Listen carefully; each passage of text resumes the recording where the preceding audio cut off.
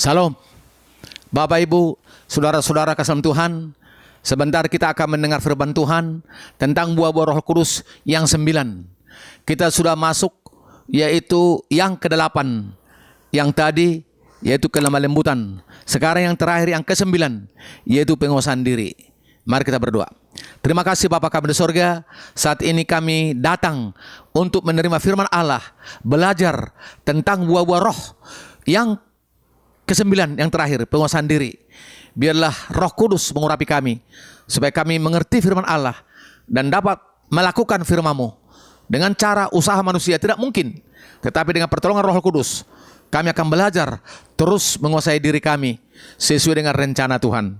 Roh Kudus, bekerjalah Engkau kepada kami. Kami serahkan acara ini dari permulaan sampai selesai dalam nama Yesus. Haleluya. Amin. Saudaraku kasih dalam Tuhan, penguasaan diri ini menurut firman Allah memang juga sungguh berat. Semenjak Adam dan Hawa jatuh dalam dosa, maka dosa itu terus bekerja di dalam hati manusia. Contoh, kalau manusia sejak lahir baru umur 2 tahun atau 3 tahun, tidak diajari dia berkelahi dengan ada temannya yang satu lagi baru berjumpa waktu umur 3 tahun. Mereka berkelahi, mereka bohong, mereka bertengkar. Malahan tidak ada yang menyuruh, tidak ada yang mengajari. Mereka tidak melihat. Tapi benih dosa itu sudah ada dalam darah daging keturunan Adam dan Hawa. Itulah sebabnya maka Rasul Paulus berkata dalam Roma, semua manusia berdosa. Semua ada dosa. Dosa apa? Ada dosa yaitu tadi bohong, zina, perkelahian, marah-marah, pertengkaran, najis, dan yang lain. Tetapi kita bersyukur kepada Tuhan karena Yesus datang ke dalam dunia untuk mencari orang yang berdosa. Dan kita dipanggil dan dipilih dari antara orang berdosa. Dan barang siapa yang mengaku dosa-dosanya, maka dosa-dosanya diampuni. Itu 1 Yohanes pasal 1 ya, ayat 9 dan 10. Kita mengaku dosa kita dengan jujur, dengan iman, dengan rendah hati, maka dosa kita diampuni, disucikan oleh darah Yesus. Tidak cukup di situ, tapi diberikan penolong. Itulah sebabnya sesudah Roh Kudus bekerja, maka ada buah-buahnya. Buah-buah Roh Kudus. Ada karunia-karunia Roh Kudus 9 yang kita sudah pelajari. Tentang pelayanan itu hikmat, mujizat, kesembuhan. Karunia iman, bernubuat, memberikan roh, ada 9. Dan ada buah-buah Roh Kudus, yaitu kasih, damai, sukacita, kelemah lembutan, kesabaran. Dan terakhir, penguasaan diri. Saya akan bacakan firman Tuhan apa kata Rasul Paulus di dalam Efesus pasal 4. Demikian firman Tuhan. Ayat 27. Dan janganlah beri kesempatan kepada iblis. Orang yang mencuri, janganlah ia mencuri lagi. Tetapi baiklah ia bekerja keras dan melakukan pekerjaan yang baik dengan tangannya sendiri, supaya ia dapat membagikan sesuatu kepada orang yang berkekurangan. Janganlah ada perkataan kotor keluar dari mulutmu, tetapi pakailah perkataan yang baik untuk membangun di mana perlu, supaya mereka yang mendengarnya beroleh kasih karunia. Ayat 20. Dan janganlah kamu mendukakan Roh Kudus, Allah yang telah memeteraikan kamu menjelang hari penyelamatan. Jadi saudara kasih Tuhan, tadi saya sudah ngomong, sejak dari kecil dosa keturunan dari Adam dan Hawa sudah ada. Biarpun umur 2 tahun, 3 tahun, yang tidak tahu tadinya berkelahi, marah-marah, emosi, mencuri, dan yang lain. Tetapi kita yang sudah mendengar firman, yang sudah belajar firman, yang sudah percaya dan dipanggil oleh Yesus, sehingga kita dengan iman mengaku dosa-dosa kita, dosa diampuni, dan Roh Kudus dikaruniakan. Sesudah Roh Kudus bekerja, salah satu penguasaan diri ini sangat penting. Jadi kalau orang kita melihat jahat, kita tidak jahat lagi. Kalau orang kita melihat bohong, kita tidak bohong lagi. Kenapa? Karena dosa-dosa kita sudah akui, sudah dibayar oleh Yesus di kayu salib. Sehingga kita jadi hidup baru. Jadi ini bukan hanya perkataan doang, tetapi perbuatan. Itulah sebabnya maka Paulus berkata dalam Kolose pasal 3 berkata begini. Ayat 2. pikirkanlah perkara yang di atas, bukan yang di bumi. Sebab kamu telah mati dan hidupmu tersembunyi bersama dengan Kristus di dalam Allah. Jadi yang kita pikirkan yaitu yang di atas. Apa yang di atas? Yesus duduk sebelah kanan Allah Bapa. Apa yang di atas? Roh Kudus, firman Allah, sorga, damai sejahtera, kebaikan, ketentraman, hikmat, kasih. Itu yang kita pikirkan. Filipi 4 berkata 8, pikirkanlah yang baik, yang adil, yang suci, yang didengar baik, yang menjadi yang manis. Itulah yang kita pikirkan. Yang adil, yang setia. Jadi kita tidak memikirkan yang negatif. Marah-marah, pertengkaran, najis. Tidak. Jadi penguasaan diri ini langsung datang kepada kita kalau kita mau. Maunya bagaimana? Kita mau mengizinkan Roh Kudus yang sudah dikaruniakan kepada kita bekerja terus. Jadi bukan hanya waktu kebaktian kita baik, penuh kasih, lemah lembut, penguasaan diri. Tapi di luar ibadah pun di jalan. Tidak ada lagi kata-kata yang kotor, kata-kata yang kasar yang keluar dari mulut kita.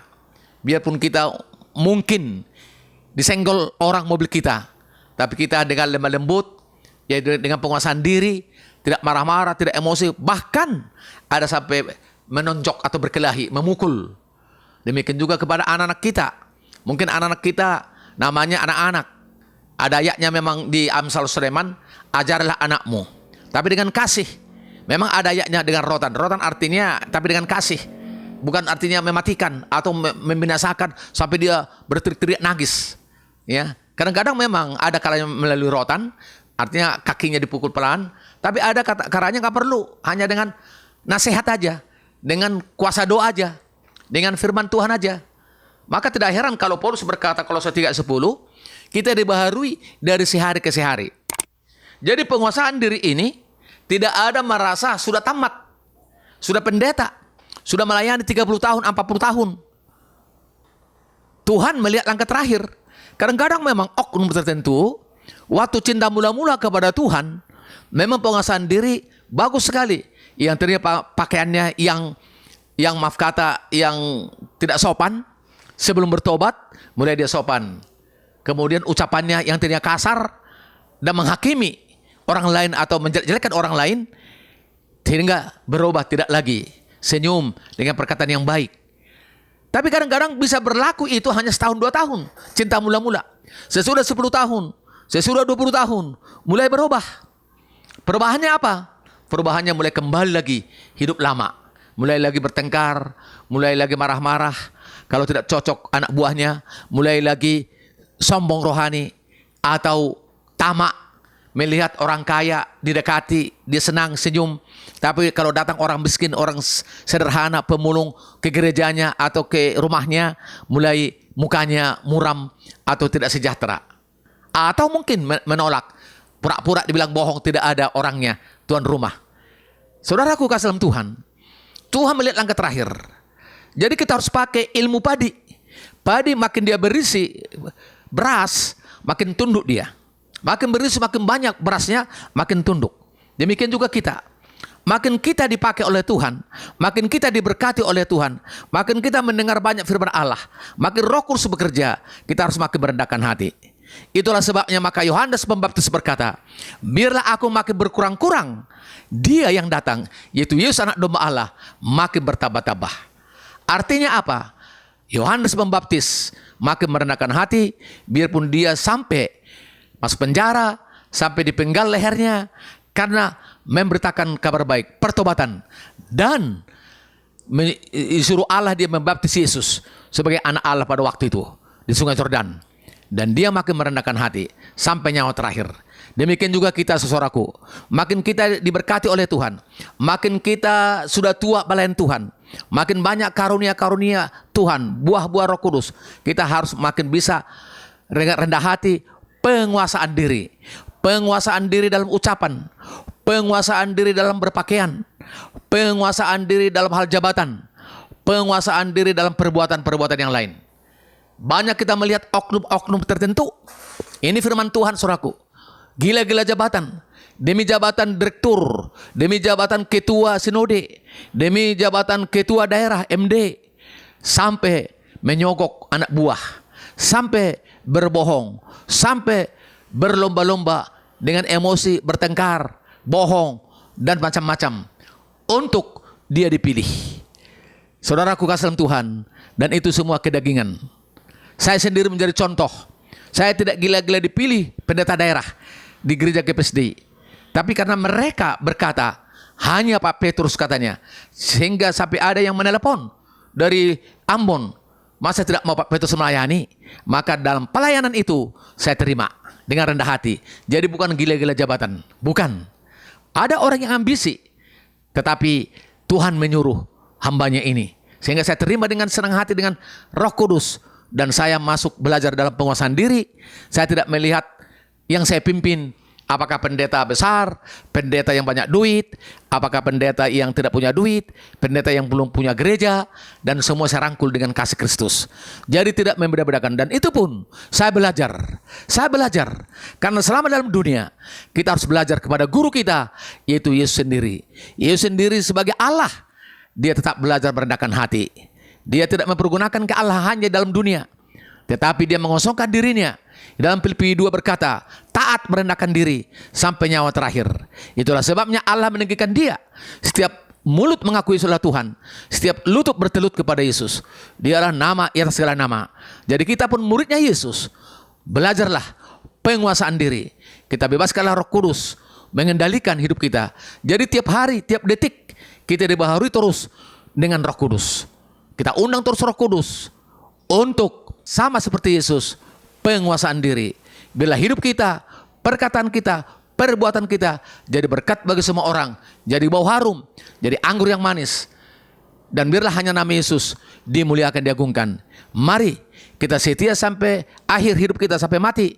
Penguasaan diri, hanya nama Yesus dimuliakan, diagungkan. Puji Tuhan, Tuhan berkati. Amin.